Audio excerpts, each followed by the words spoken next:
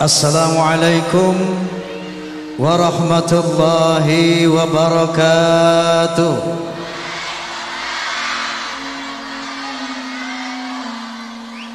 Bismillahirrahmanirrahim. Alhamdulillahilladzi hadan nasa ila hayatin thayyibatin fid dunya wal akhirati bisyari'atil Islam. Asyhadu an la ilaha illallah wahdahu la syarika lah dzul jalali wal ikram wa asyhadu anna sayyidana wa nabiyyana Muhammadan abduhu wa rasuluhu khairul anam. Amma ba'd. Al-mukarramun, para alimil ulama yang saya muliakan, wabil khusus pimpinan perguruan Islam Raden Paku, Bapak Kiai Haji Ridwan, bapak-bapak pejabat sipil TNI maupun Polri yang saya hormati, hadirin wal hadirat, terutama anak-anak wisudawan dan wisudawati yang saya banggakan.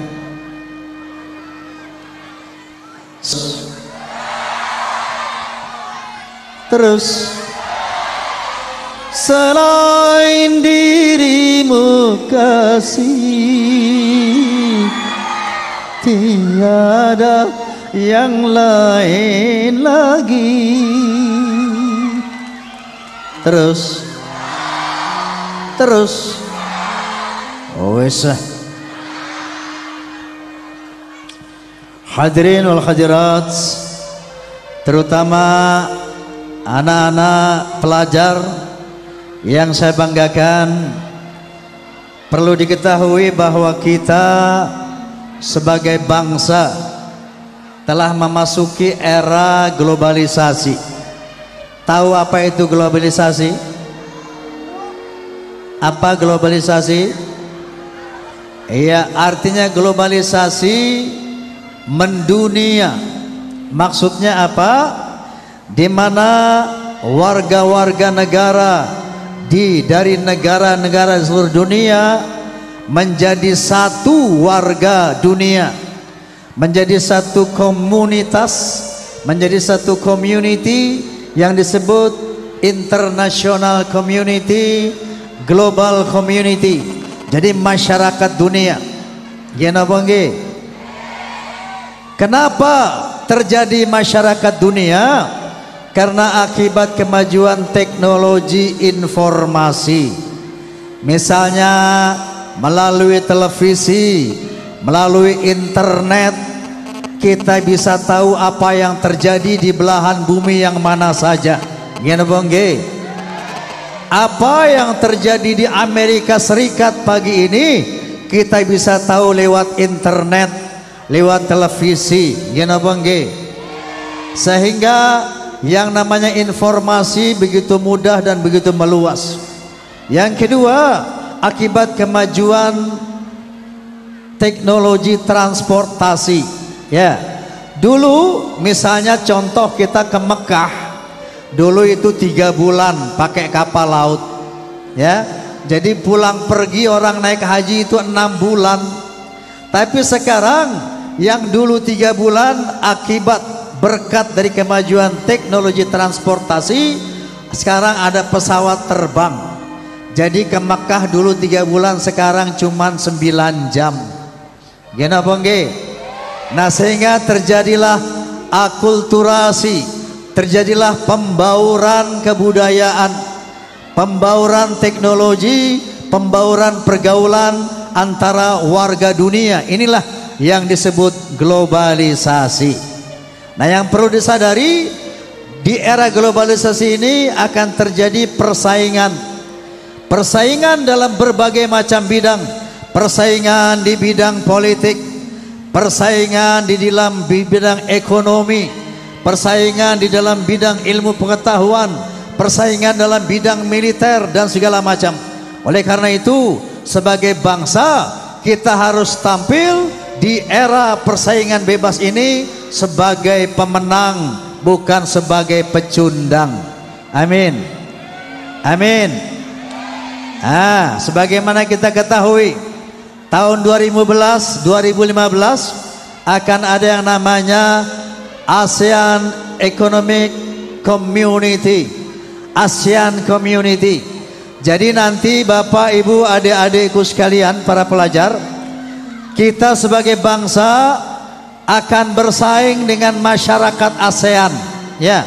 Kemudian nanti ada APEC yang namanya Asia Pacific Economic Conference. Kita akan bersaing dengan negara-negara Asia Pasifik. Bagaimana itu? Nanti akan ada perdagangan bebas, akan ada yang namanya tenaga kerja profesional yang bebas. Nanti jangan kaget bapak-bapak, ibu-ibu, ya.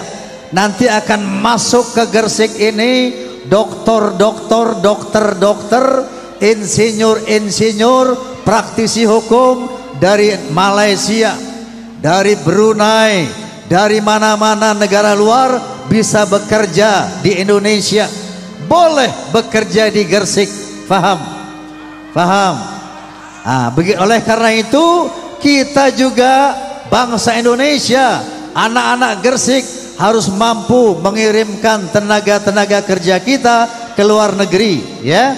Jangan sampai pasar kita dikuasai oleh orang asing, tetapi kita juga harus mampu mengekspor, yaitu tenaga-tenaga skill kita, juga hasil-hasil perdagangan kita. Inilah yang disebut persaingan global. Nah, ini ada di pundak para pemuda. Masa depan Indonesia, masa depan agama ada di pundak para remaja-remaji, khususnya muslimin muslimat, para pelajar Indonesia sekarang ini. Faham adik-adik? Faham anak-anak? Oleh karena itu, agar kita bisa tampil sebagai pemenang dalam persaingan global, Allah Subhanahu wa taala berpesan, berfirman, yarfa'illahu alladhina amanu minkum walladzina utul ilma darajat. Bahwa Allah Subhanahu wa taala akan mengangkat derajat orang-orang yang beriman di antara kamu dan orang-orang yang berilmu pengetahuan. Faham adik-adik? Faham? Nah, jadi kalau mau menang di dalam persaingan global, maka kita harus mengisi kepala kita dengan science and technology. Kita harus mengisi dada kita dengan agama. Orang barat pun mengakui, mereka mengatakan science without religion is blind, religion without science is lame. Bahwa ilmu pengetahuan tanpa agama buta, begitu juga agama tanpa ilmu pengetahuan pincang. Faham? Jadi kalau orang cuman pandai secara teknologi, tapi dadanya tidak ada iman, di otaknya hanya teknologi, di dadanya tidak ada agama, maka seperti orang buta. Tahu orang buta? Saya kasih contoh. Ibu tahu bis Mercedes-Benz? Tahu bis yang bagus Mercedes-Benz? Tahu. Mau nggak jalan-jalan dari Gresik ke Jakarta naik bis yang mewah? Mau? Tapi supirnya buta. Mau? Orang kalau cuman pandai dalam arti ilmu pengetahuan, tapi dia miskin dalam agama, maka seperti orang buta. Coba lihat para koruptor. Saya mau tanya, koruptor itu orang-orang pandai apa orang-orang bodoh? Orang-orang pandai apa orang bodoh? Para profesor apa tukang beca? Kalau orang pandai tapi tidak dilandasi agama, maka seperti orang buta, dia bisa membuat kerusakan lebih dahsyat daripada orang-orang bodoh. Paham? Nah, oleh karena itu ini mohon diperhatikan, ya. Sebagai generasi muda, ini yang namanya sistem pendidikan Raden Paku adalah sistem pendidikan nasional yang sangat ideal. Karena di dalam sistem pendidikan Islam inilah anak-anak kita di samping mendapatkan pelajaran ilmu pengetahuan, mereka juga akan mendapatkan pelajaran agama, sehingga sebagaimana Allah janjikan tadi bahwa Allah akan mengangkat derajat orang-orang yang beriman dan berilmu pengetahuan. Amin Allahumma amin Allahumma. Kenapa? Nyanyi. Oke. Saya akan menyanyi ya, tapi dengan catatan saya minta semuanya ikut kur. Setuju? Setuju? Oke. Ini loudspeaker, pengeras suara, disebut juga sound system. Biasanya terdiri dari 3-way system, 3 jalur suara. Yang pertama namanya bass range, suara bass. Yang kedua mid range, suara tengah. Yang ketiga high range, suara tinggi. Nah, suara bass diwakili oleh bapak-bapak cowok. Hei cowok, mana cowok? Hei cowok, coba nanti saya minta cowok bunyi ya, nyanyi ya. Nah, ini yang suara tengah mid range diwakili oleh perempuan, high range oleh anak-anak. Sekarang perempuan sama anak-anak diam dulu. Saya mau tes bass range-nya, suara bass. Cowok-cowok ini, banser-banser semuanya nih ya. Bapak-bapak semuanya. Hei cowok. Halo cowok. Siap? Sudah siap? Oke, ambil suara ikut saya.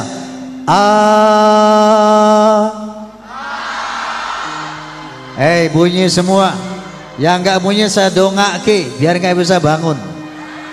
Semuanya cowok ambil suara.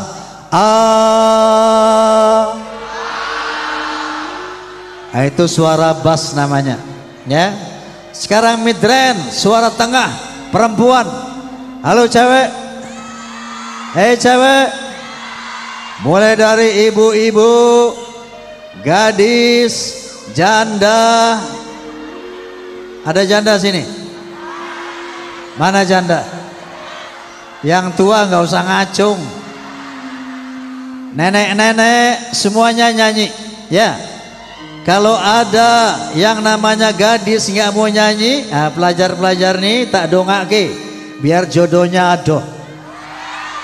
Makanya nyanyi daripada nggak kawin-kawin kamu. Hei, yang punya suami kalau nggak mau nyanyi tak dongake, suamimu kawin lagi. Makanya nyanyi ya, perempuan. Nenek-nenek juga nyanyi. Kalau ada nenek-nenek yang nggak mau nyanyi saya dongake, nggak bisa kentut 3 bulan. Ayo semuanya perempuan ambil suara.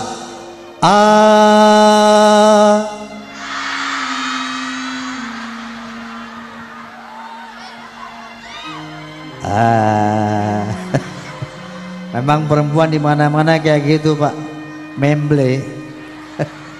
Oke, high range, suara tinggi. Anak-anak, remaja-remaja nih ya, semuanya ambil suara. Oke, sing ora muni tak sunati 2 kali. Semuanya ambil suara.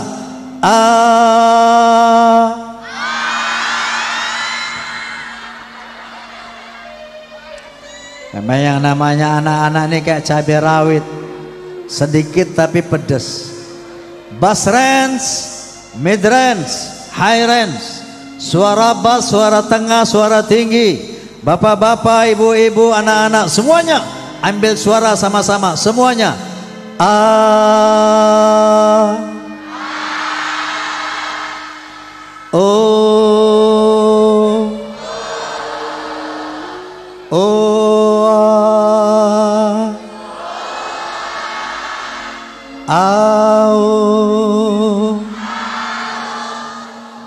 Persis taman kanak-kanak. Oke, kita sudah ambil suara. Sekarang latihan kur. Latihan apa? Latihan kur. Kurnya ada 2. Yang pertama wirid hey. Apa? Wirid hey. Caranya lihat. Kalau tangan saya jatuh bunyi. Lihat. Hey. Gampang kan? Tangan jatuh bunyi, lihat. Hey, bisa? Bisa? Coba semuanya. Iya. Yang keras.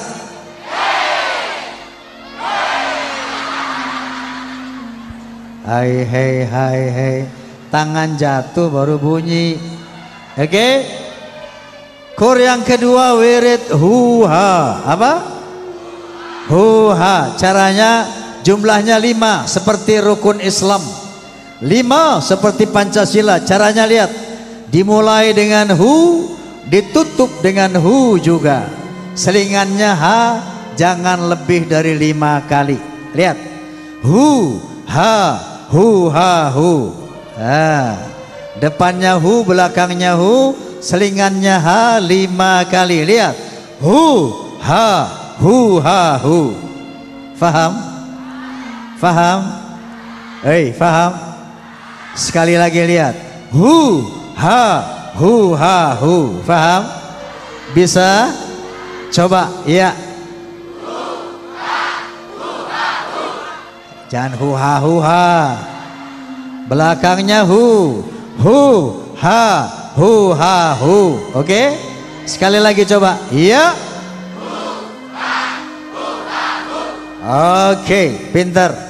Kita menyanyi. Sudah siap? Sudah siap? Kalau mau melacur mana?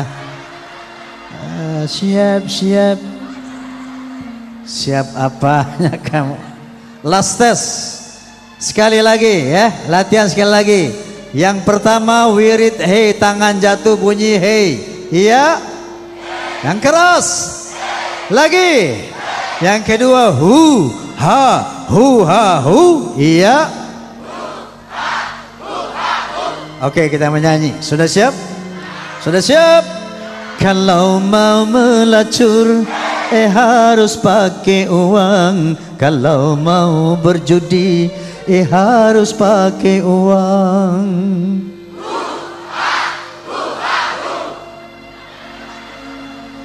Mau mabuk-mabukan harus pakai uang. Mau haram-haraman harus pakai uang. Ternyata jalan ke neraka mahal harganya. Walaupun mahal anehnya banyak yang suka.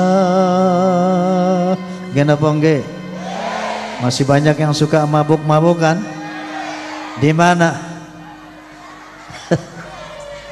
Oke, ternyata saking sayangnya Allah sama manusia, yang namanya neraka ditarif dengan harga yang mahal. Kenapa enggak? Coba kita lihat jalan-jalan menuju neraka. Mabuk-mabukan bayar apa enggak? Main judi bayar apa ora?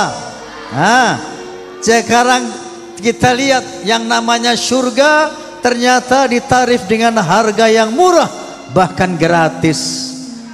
Percaya enggak surga gratis? Bu, percaya surga gratis?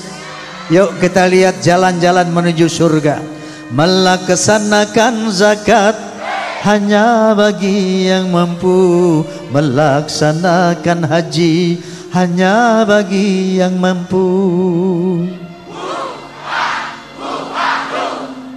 Mengerjakan sembahyang tidak usah membayar. Mengerjakan puasa tidak usah membayar. Ternyata jalan yang ke surga murah harganya. Walaupun murah anehnya banyak yang ogah. Kenapa enggak? Masih banyak yang belum sholat. Betul? Betul? Saya mau tanya, sudah tahu surga belum? Sudah tahu surga belum? Surga belum tahu? Sama. Orang belum mati, kenapa enggak? Tapi bilang paling tidak mau tahu tentang surga kan? Mau tahu tentang surga? Ada informasi dari Allah Subhanahu wa taala. Dalam satu hadis qudsi Allah berfirman, a'datu li'ibadiyas salihin ma la 'ainun ra'at wala udhunun sami'at wala khatara ala qalbi bashar. Kata Allah Subhanahu wa taala, aku sediakan satu tempat yang bernama surga untuk orang-orang yang takwa nanti, di mana keindahannya, kenikmatannya, kehebatannya tidak pernah terlihat oleh mata, tidak pernah terdengar oleh telinga, bahkan tidak bisa dihayalkan oleh akal manusia, saking indah dan hebatnya surga itu. Faham? Kata Nabi sallallahu alaihi wasallam, salah satu sifat penduduk surga, semuanya nanti di surga muda-muda. Orang surga itu penduduknya nanti 20 tahun. Ya Bu ya? Ya Pak? Muda terus, enggak tua-tua, enggak mati-mati. Jadi pemuda selama-lamanya, pemudi selama-lamanya. Jadi nenek-nenek minta maaf enggak ada di surga. Itu nenek nangis. Nek, maksud saya kalau nenek mati bukan enggak masuk surga, Nek, tapi nanti nenek muda lagi. Amin. Amin. Bukan cuman muda lagi, Nek, tapi perawan lagi. Ya, ini salah satu sifat penduduk surga. Muda selama-lamanya, hidup selama-lamanya, tidak tua-tua, tidak mati-mati. Dan sifat penduduk surga yang kedua, kata Nabi, nanti manusia di sana akan dirubah wajahnya. Nah makanya kalau kita lihat di dunia ini, yang tampan jangan bangga, yang jelek nggak usah kecil hati, karena semuanya ciptaan Allah Subhanahu. Nanti di akhirat wajah kita yang bikin sendiri sebagai sababiahnya. Ya. Nah coba lihat yang namanya di dunia ini, orang-orang kafir pada umumnya diciptakan oleh Allah cantik, tampan, luar biasa, betul? Lihat, kulit mereka putih seperti salju, rambut mereka pirang kuning seperti emas, mata mereka biru seperti berlian, seperti permata sungguhan, padahal mereka orang kafir. Sebaliknya orang-orang Islam tuh di benua Afrika misalnya, tahu Afrika? Di sana ada bangsa Nigeria Islam, ada bangsa Somalia Islam, ada bangsa Senegal Islam, ada bangsa Sudan Islam, tapi diciptakan oleh Allah Subhanahu wa taala, Masya Allah, ireng beleketek. Kenapa nggih? Umat Islam nggak perlu kecil hati. Kenapa? Wajah di dunia adalah wajah formalitas, wajah pinjaman, wajah sementara. Nanti di akhirat kita tidak pakai wajah yang ini. Allah Subhanahu wa taala berfirman, a'udzu billahi minasyaitonir rajim, nahnu qaddarna, aku yang menentukan kematian di antara kaum manusia, wa ma nahnu bimasbuqin, dan aku tidak bisa dikalahkan. An-nubadila amsalakum wa nunsyi'akum fi ma la ta'lamun. Allah Subhanahu wa taala berfirman bahwa Allah akan mengganti orang-orang yang dimatikannya dengan orang-orang yang baru. Jadi kalau ada orang yang dimatikan Allah, maka akan digantikan dengan orang-orang yang baru dilahirkan. Kemudian akan merubah wajahmu nanti di akhirat dalam bentuk yang belum kamu ketahui, tentunya sesuai dengan amal ibadah kita masing-masing. Walaupun di dunia ini diciptakan tampan cantik seperti bintang film Hollywood, tapi kalau tidak pernah ibadah kepada Allah, nanti di akhirat dibangkitkan jauh lebih jelek daripada anjing kurap, lebih jelek daripada monyet yang paling jelek. Na'udzubillahimin. Tapi sebaliknya, walaupun di dunia ini diciptakan jelek, pendek, pesek, bengek, tapi kalau rajin ibadah kepada Allah Subhanahu wa taala, nanti kita dibangkitkan jauh lebih tampan, lebih cantik dari bintang-bintang film dunia manapun. Amin. Apalagi yang namanya istri salehah, Bu, nanti dibangkitkan Allah di surganya Allah, kata Nabi sallallahu alaihi wasallam, jauh lebih cantik dari para bidadari. Amin. Amin. Nah jadi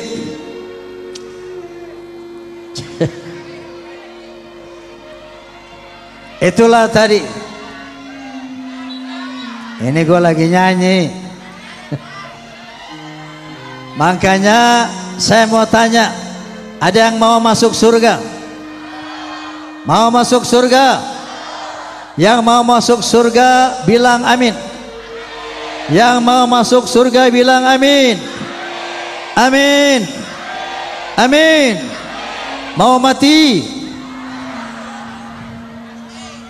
Masuk surga? Mau mati? Gak mau.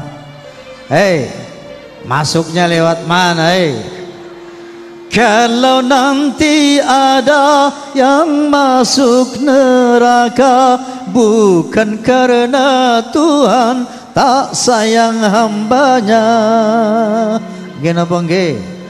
Kalau nanti ada yang masuk ke surga itu karena dia memang berusaha. Semua terserah kita. Tererererereng. Gena bangge. Gena bangge. Jadi sunatullah, barang siapa yang mau, Allah tidak pernah memaksa hambanya. La ikraha fid din, tidak perlu dipaksa dalam beragama. Qad tabayyana rusdu minal ghai, karena telah jelas yang benar dan yang tidak benar. Jadi seandainya ada warga Gresik yang mau masuk neraka, ada yang masuk neraka? Ada? Mana orangnya? Kalau ada yang mau masuk neraka boleh, tidak dilarang. Itu hak azazi manusia. Ngenapa nggih? Ngenapa nggih? Tapi mau masuk neraka pun ada syaratnya, Bu. Syaratnya apa? Jangan sholat. Kalau dengar orang azan cuek aja, nggak usah sholat. Di bulan Ramadan nggak usah puasa. Punya uang nggak usah naik haji, nggak usah bayar zakat. Rajin nyekek botol, nanti mati dijamin masuk neraka. Jangan khawatir, ya. Sebaliknya kalau ada yang kepengen masuk surga juga ada syaratnya. Pertama, sholat 5 waktu. Kedua, puasa di bulan Ramadan. Yang ketiga, jauhkan maksiat. Insya Allah mati masuk surga. Ini aturan main dari Allah Subhanahu wa ta'ala. Ini yang namanya sunnatullah. Fal yauma la tuzlamu nafsun syai'a wa la tujzauna illa ma kuntum ta'malun. Pada hari akhirat tidak ada seorang manusia yang disiksa dan tidak ada seorang manusia yang diberi pahala kecuali sesuai dengan amal ibadah mereka masing-masing. Nah, oleh karena itu mari kita laksanakan usia kita yang tersisa untuk mencapai kebahagiaan di dunia dan di akhirat, sebagaimana sabda Nabi sallallahu alaihi wasallam, man arada dunya fa'alaihi bil ilm wa man arada al akhirah fa'alaihi bil ilm. Barang siapa yang mau jaya di dunia, maka kuasailah ilmu pengetahuan, dan barang siapa yang mau bahagia di akhirat, maka kuasai juga ilmu agama. Mari sama-sama kita baca suratul Fatihah, bi barakatil Fatihah wa bi karamatil Fatihah. Kita mohon kepada Allah Subhanahu wa taala agar yang hadir di sini semuanya dimaafkan dosa-dosa dan kesalahan kita oleh Allah Subhanahu wa taala. Bi barakatil Fatihah. Kita mohon kepada Allah Subhanahu wa taala agar yang hadir di sini diberikan taufik hidayah agar dapat melaksanakan perintah Allah, menjauhkan larangannya sampai mati nanti. Bi barakatil Fatihah, kita doakan agar santri dan santriwati kita, anak-anak pelajar kita dapat menghadapi persaingan global di depan, sehingga bangsa kita, mereka bisa tampil sebagai pemenang di bidang politik, pemenang di bidang ekonomi, bahkan di bidang akidah, sehingga di dalam globalisasi ini kita tetap memiliki jati diri sebagai umat Islam, sebagai bangsa Indonesia yang Pancasilais. Last but not least, kita barusan saja selesai melaksanakan pemilihan presiden. Betul? Betul. MK telah dilaksanakan. Yang namanya Mahkamah Konstitusi telah memutuskan keputusannya. Yang namanya Dewan Kehormatan penyelenggara pemilu DKPP juga telah menyatakan keputusannya. Nah, kita sebagai bangsa, pertama, mari kita terima apapun keputusan MK, apapun keputusan DKPP. Kenapa? Karena Allah Subhanahu wa taala berfirman, tu'til mulka man tasya wa tanzi'ul mulka mimman tasya. Bahwa seorang presiden, seorang pemimpin itu adalah takdir yang ditentukan oleh Allah Subhanahu wa taala. Takdir memang ada dua, ada takdir baik, ada takdir buruk. Mudah-mudahan apa yang Allah takdirkan untuk Indonesia adalah takdir baik. Amin Allahumma amin. Selanjutnya, jangan kita melihat yang kemarin itu Pilpres atau Pileg merupakan satu pertarungan politik, tapi mari kita lihat itu sebagai persaingan politik atau game of politik, permainan politik. Sehingga jangan sampai karena perbedaan pandangan, perbedaan pilihan, maka kita akan bermusuh-musuhan. Na'udzubillahimin. Jangan karena berbeda kaos, berbeda warna, berbeda pilihan, kemudian kita tidak lagi merekat ukhuwah Islamiyah. Oleh karena itu, mari dengan kondisi yang ada tetap kita jaga ukhuwah Islamiyah, jaga persatuan dan kesatuan nasional. Ala hadhihi niyyah wa ala kulli niyatin salihah wa ila hadratin Nabi sallallahu alaihi wasallam. Al-Fatihah. A'udzu billahi minasyaitonir rajim. Bismillahirrahmanirrahim. Alhamdulillahi rabbil alamin. الرحمن الرحيم مالك يوم الدين إياك نعبد وإياك نستعين اهدنا الصراط المستقيم صراط الذين أنعمت عليهم غير المغضوب عليهم ولا الضالين آمين. Qabul insyaallah. Hadirin hadirat, sekedar ini yang bisa saya sampaikan. Mudah-mudahan Oke. Ini saya mendirikan Soneta Group sudah 40 tahun 70, jadi 44 tahun. Kenapa nggih? Tahun 70 Soneta berdiri 11 Desember. Jadi usianya sudah berapa? 44 tahun. Ini sudah menjadi grup terlanggeng di dunia. Kenapa nggih? Nah, kita punya komitmen antara Rhoma Irama dan Soneta, ya. Tidak ada Soneta tampil tanpa Rhoma Irama, begitu juga tidak boleh Rhoma Irama menyanyi tanpa Soneta.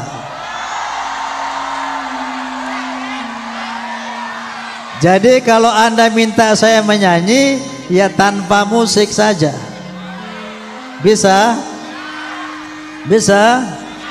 Hai manusia, mana gak kompak kamu? Kalau saya bilang hai manusia, jereng jeng jeng jeng, oke? Hai manusia, hormati ibumu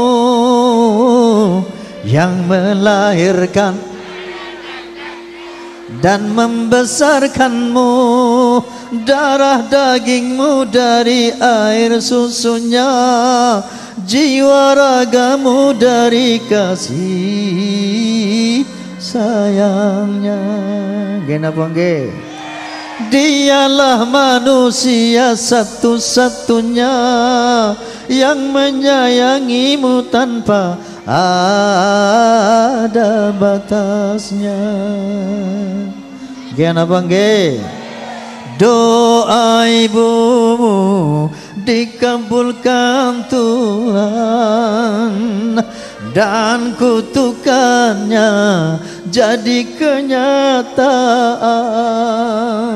Percaya enggak? Percaya enggak? Ridho ibumu,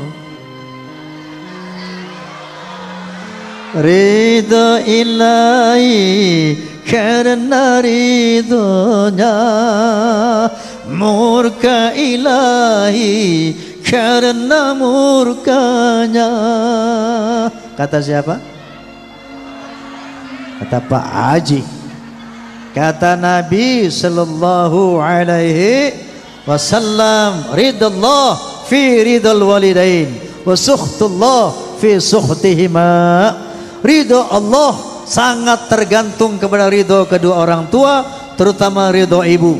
Begitu juga murka Allah tergantung kepada murka kedua orang tua, terutama murka ibu.